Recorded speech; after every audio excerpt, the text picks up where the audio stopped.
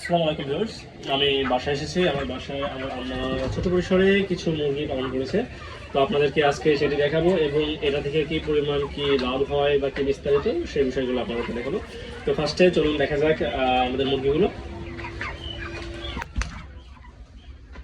দেখুন, আমার আম্মা এখানে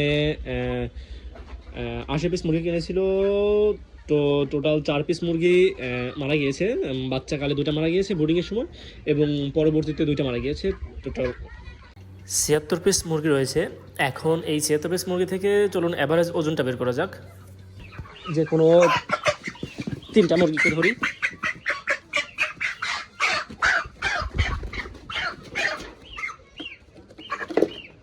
এখন এই পিসের ওজন রয়েছে ৩ কেজি ৩০০ গ্রাম।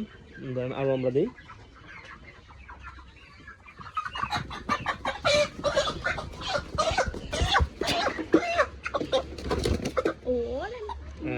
এই পিস ৩ কেজি ৬০০ গ্রাম।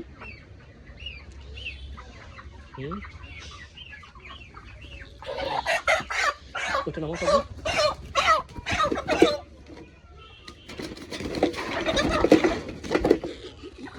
এই পিস ৩ কেজি ৪০০ গ্রাম।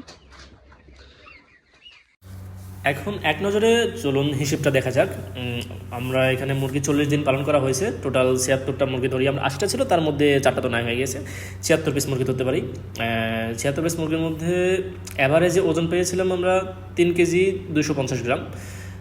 টোটাল ওজন হয়েছিল ২৪৭ কেজি। আমরা ওই দাম পেয়েছিলাম ওই সময় ১৫৫ টাকা করে কেজি দিয়েছিল আমাদেরকে। টোটাল আমরা দাম পেয়েছিলাম ৩৮,২৮৫ টাকা। এখন চলুন খরচের বিষয়টা দেখা যাক। বাচ্চা নেওয়া হয়েছিল ৫৪ টাকা পিস।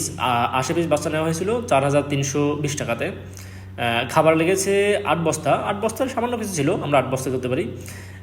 ৩,৩৫০ টাকা বস্তা অ্যাভারেজে পড়ছিল আমাদেরকে, মানে যে খাবার দিয়েছিল সে নিয়েছিল ৩,৩৫০ টাকা বস্তা। টোটাল খাবার বিষয়ে খরচ হয়েছে ২৬,৮০০ টাকা। এবং ওষুধ তেমন বেশি লাগেনি, ৫০০ টাকার ওষুধ লেগেছে, তেমন ওষুধ দেওয়া হয়নি, সামান্য ৫০০ টাকার। এবং বিদ্যুৎ বিল বা প্রথমে যে গুঁড়া নেওয়া হয়েছিল এই সব মিলায় ৫০০ টাকা আমরা ধরেছি। তো টোটাল আমাদের সব মিলে খরচ হয়েছিল ৩২,১২০ টাকা। এবং মুরগি বিক্রি করা হয়েছে ৩৮,২৮৫ টাকা। দুইটা মাইনাস করলে আমাদের শেষে ৬,১৬৫ টাকা লাভ থাকে। তো এটা আপনার সবসময় ওঠানামা করবে। আপনার মুরগির দাম যেমন পাবেন আপনার লাভের পরিমাণ তত বেশি হবে। যেমন আমরা ১৫৫ টাকা করে কেজি বিক্রি করছি।